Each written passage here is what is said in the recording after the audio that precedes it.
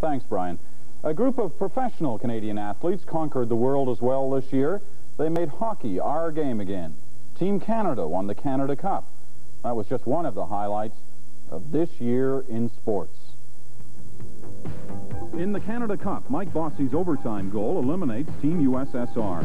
Then, 2 straight wins against Team Sweden in the final, and the Canada Cup returned home. In the NHL, the Islanders were looking for Cup number 5, but the Gretzky-led Oilers stopped them cold. Stanley Cup in Edmonton for the first time. This morning I took the decision to retire. With that, the Flower, Guy Lafleur, was gone. Also retired after 15 years, Bobby Clarke of the Philadelphia Flyers. 2 Hockey Hall of Famers died this year. The Dipsy Doodle dandy Max Bentley passed away at 63.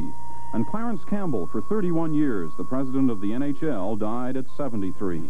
Gaëtan Boucher continued to dominate speed skating by winning all of the world sprint competitions. The figure skating pair of Underhill and Martini were brilliant as they won the World Championship. On a cold field in Edmonton, the Winnipeg Blue Bombers totally dominated the Hamilton Tiger Cats as the Grey Cup returned to Winnipeg after 20 years. Canadian Ruben Mays from North Battleford, Saskatchewan ran for more yards in a U.S. college football game than any American ever has. In baseball, the Blue Jays climbed to 2nd place in their division. The Expos fell to 5th with and without Pete Rose. Next year, there'll be no Gary Carter and another new manager.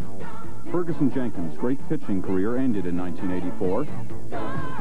In skiing, Laurie Graham surprised everybody to win the Super Giant Slalom in France and in Quebec. Terry Sorensen won the more familiar downhill, also in France. And after 4 years on the national women's team, Sorensen announced her retirement. The men's team had its worst season in years. World Cup downhill champion in 1982, Steve Podborski, also retired. He was the last of the Crazy Canucks.